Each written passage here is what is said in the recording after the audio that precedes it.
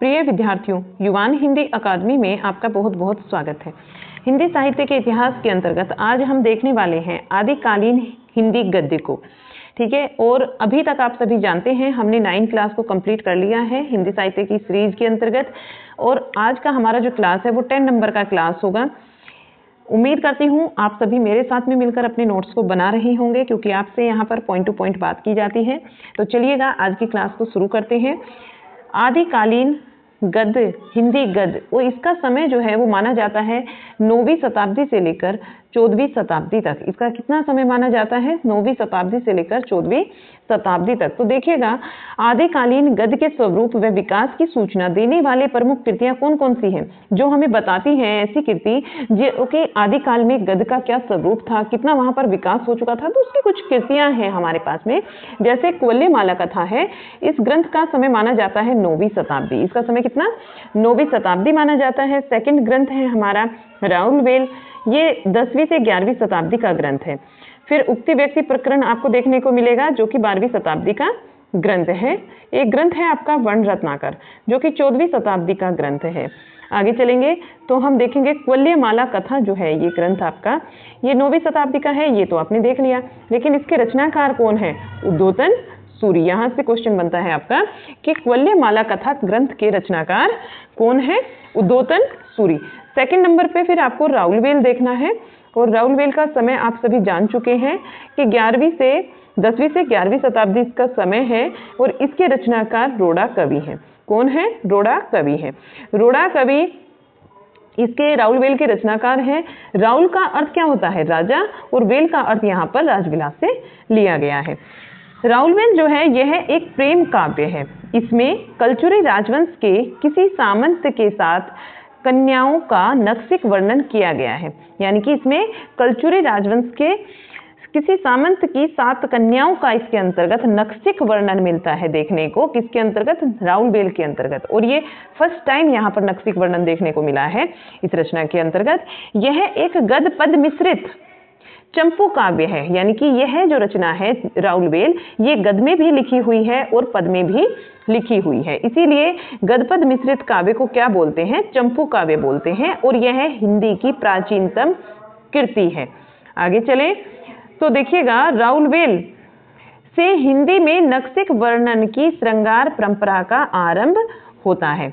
ये important point है कि ये क्वेश्चन बना भी है कि नक्सिक वर्णन की जो श्रृंगार परंपरा है उसका वर्णन कहाँ से होता है? तो राउलवेल रचना से होता है। किसकी है? फिर से बता रही हूँ, रोड़ा कवि की है, तो ध्यान में रखेंगे। आरंभ में रोड़ा ने राउल के सौंदर्य का वर्णन पद में किया था, और फिर गद्य का इसमें प्रयोग किया। तो कैसे हुआ है? आरंभ में तो उसने पद को लिया, और फिर उसका जो वर्णन किया है राउल का वर्णन जो किया है रोड़ा कवि ने, वो गद्य में किया है। इसकी भाषा में हिंदी की 7 बोलियों के शब्द मिलते हैं, जिसमें सबसे ज्यादा जो प्रधानता है वो राजस्थानी भाषा के शब्दों की है। अगर भाषा को देखा जाए तो उस समय की लोक प्रचलित मिश्रित अपभ्रंश भाषा थी। नेक्स्ट है उक्ति व्यक्ति प्रकरण। उक्ति व्यक्ति प्रकरण जो है ये 12वीं शताब्दी का ग्रंथ है, और इसके रचनाकार दामोदर शर्मा जी है। उक्ति व्यक्ति प्रकरण किसका ग्रंथ है? दामोदर शर्मा जी का है, और ये जो ग्रंथ है ये 12वीं शताब्दी का ग्रंथ है। 2 से 3 बार बोलने का मतलब है कि कुछ चीजें पॉइंट टू पॉइंट आपके माइंड में सेट हो जाए। चलिएगा, इसके विषय में भी जान लेते हैं। इसकी रचना महाराज गोविंद चंद्र के सभा पंडित दामोदर शर्मा ने की। कन्या कुब्ज और काशी प्रदेश में प्रचलित तत्कालीन भाषा में संस्कृत सीखने के लिए की गई थी। इसकी जो मतलब ग्रंथ की रचना है वो महाराज गोविंद चंद्र के सभा पंडित थे दामोदर शर्मा जी। इन्होंने कन्या कुब्ज और काशी प्रदेश में प्रचलित तत्कालीन भाषा, जो उस समय में काशी में और कन्याकुब्ज जो प्रदेश थे वहां पर प्रचलित थी जो भाषा, उसी भाषा में संस्कृत सिखाने के लिए की थी। संस्कृत भाषा को सिखाने के लिए की थी, और इसकी रचना दूसरी भाषा में हुई थी। उक्ति व्यक्ति प्रकरण की रचना संस्कृत में नहीं हुई थी, इसकी भाषा और थी इस ग्रंथ की। वो क्या थी मैं आगे आपको बताती हूँ, ठीक है। लेकिन इसकी रचना क्यों की गई थी? संस्कृत भाषा को सिखाने के लिए की गई थी। यह एक व्याकरण ग्रंथ है। यह कैसा ग्रंथ है? यह एक व्याकरण ग्रंथ है। इससे यह ज्ञात होता है कि हिंदी व्याकरण की ओर उस समय ध्यान देना प्रारंभ हो गया था। इससे हमें क्या ज्ञात होता है कि हिंदी का जो व्याकरण है उस समय इसकी ओर ध्यान देना प्रारंभ हो गया था। आगे चलिएगा।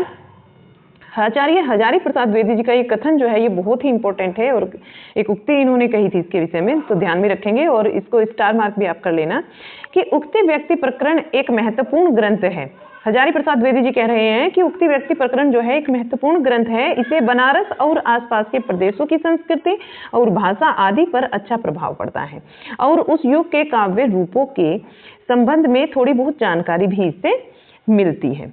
आगे चले तो देखिएगा एक पॉइंट और यहाँ पर है कि वस्तुतः राजकुमारों को स्थानीय भाषा का ज्ञान कराने के लिए इस ग्रंथ को दामोदर शर्मा जी ने लिखा था। जो राजकुमार थे उनको स्थानीय भाषा का ज्ञान नहीं था, उसी ज्ञान को उन्हें कराने के लिए, स्थानीय भाषा को समझाने के लिए, सिखाने के लिए इस ग्रंथ की रचना की गई थी।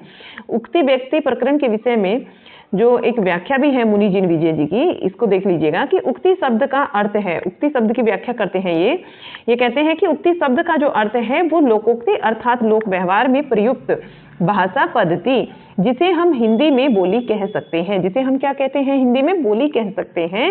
लोक भाषा आत्मक उक्ति की जो व्यक्ति अर्थात व्यक्तता स्पष्टीकरण करे वह है उक्ति। वह क्या है? उक्ति, यानी कि व्यक्ति शास्त्र है।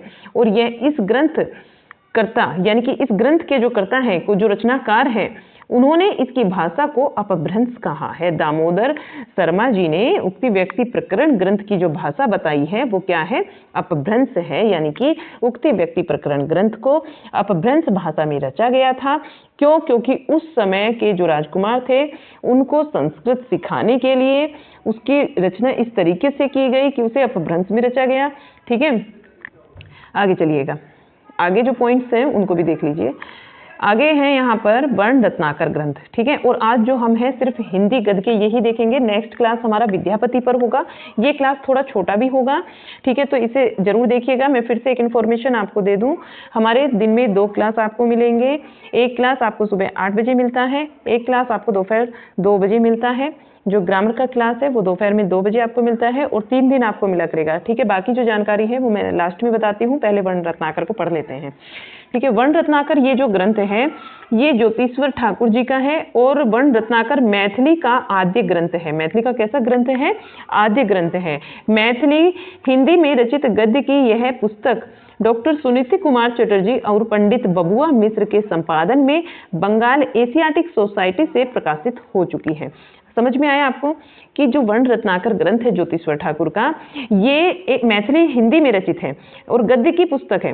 ठीक है, यह सुनीति कुमार चटर्जी और पंडित जो बबुआ मिश्र थे इनके संपादन में बंगाल एशियाटिक सोसाइटी से प्रकाशित होती है। वर्ण रत्नाकर मैथिली हिंदी में रचित क्या है? एक गद्य रचना है, ये ध्यान में रखेंगे।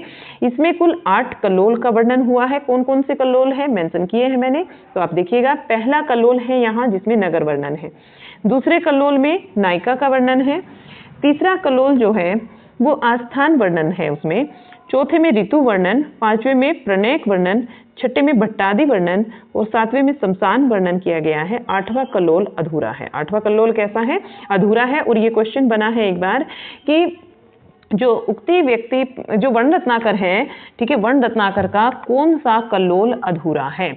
ठीक है, कौन सा कल्लोल अधूरा है? और वहां पर आपको ये 2-4 नाम दे दिए जाएंगे, तो आपको याद होना चाहिए कि जो 8वां कल्लोल है वो यहाँ पर अधूरा है। आगे अन्य कवियों में भी हम पढ़ेंगे कल, यानी कि मुझे जो आपको पढ़ाना है वो अन्य कवि पढ़ाना है।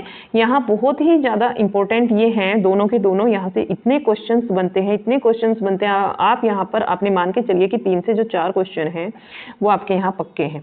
ठीक है, विद्यापति जी और अमीर खुसरो को हम कल पढ़ेंगे, पूरा डिटेल में पढ़ेंगे, थोड़ा लंबा भी क्लास हो सकता है। ठीक है, और आपको कल ही अपना नोट्स बनाना है विद्यापति और अमीर खुसरो पर। मैं ये चीज़ें आपको इसलिए बार बार कहती हूँ क्योंकि आज का क्लास छोटा है और आप आज की क्लास को देखते हुए अपना जो पीछे का बचा हुआ है उसको भी नोट्स को तैयार कर लीजिएगा। कल फिर आपको पूरा नोट्स मिलेगा। विद्यापति अमीर खुसरो करके हमारा कंप्लीट हो जाएगा आदिकाल। 2 क्लासेज में आपको एक इन्फॉर्मेशन ये भी देने वाली थी कि मैं आपकी दिन में 2 क्लासेज लेती हूँ, जिसमें हमारा व्याकरण का क्लास है, जिसमें हमारा क्या है, एक व्याकरण का क्लास है। ठीक है, व्याकरण का जो क्लास है आपका वो आपको 2 बजे मिलता है। कब मिलता है? 2 PM पर मिलता है दिन में। और आपका जो साहित्य का क्लास है, साहित्य का जो क्लास है ये वाला क्लास आपको मिलता है सुबह 8 बजे। ये कब मिलता है? सुबह 8 बजे मिलता है, ठीक है। तो इन दोनों को आप जरूर देखिएगा। एक और इन्फॉर्मेशन ये थी कि जो व्याकरण का क्लास है हमारा, ये आपको 3 दिन मिलेगा, यानी कि व्याकरण वाला जो क्लास है, ठीक है, व्याकरण का जो क्लास है ये आपको मंडे, ट्यूसडे और वेडनेसडे मिलेगा, ठीक है। और यहाँ पर हम लेंगे एक संस्कृत साहित्य को, ठीक है, संस्कृत साहित्य। अगर कोई नया विद्यार्थी है तो ध्यान रखिएगा, संस्कृत साहित्य अभी स्टार्ट नहीं हुआ है, अभी हम उसे इसी वीक में स्टार्ट कर लेंगे। संस्कृत साहित्य ये आपको मिलेगा थर्सडे, फ्राइडे और सैटरडे, यानी कि आपको ये 3 दिन मिलेंगे देखने को। जो हमारा साहित्य का क्लास है, साहित्य का जो क्लास है, साहित्य का ये क्लास आपको 8 के 8 दिन मिलेगा। साहित्य का जो ये क्लास है आपको, ये सारे रोज मिलेगा आपको, मंडे, ट्यूसडे, फिर आपको वेडनेसडे में, थर्सडे में, फ्राइडे में और सैटरडे में तथा संडे में, ठीक है। अगर किसी दिन ऐसा होता है कि कोई क्लास मिस हो रहा है तो आपको इन्फॉर्मेशन दे दी जाएगी। इस जानकारी को जरूर ध्यान में रखिएगा। ये जो टाइम टेबल है इसको फॉलो करते रहिए, अपने नोट्स को बनाते रहिएगा। बहुत कम, आधे 1 घंटे, पौने घंटे में आपका पूरा क्लास हो जाता है, तो आप अपने नोट्स को प्रिपेयर रखिएगा और साथ के साथ नोट डाउन करने की कोशिश कीजिएगा। मिलते हैं आपसे एक नई क्लास में, तब तक के लिए बाय बाय।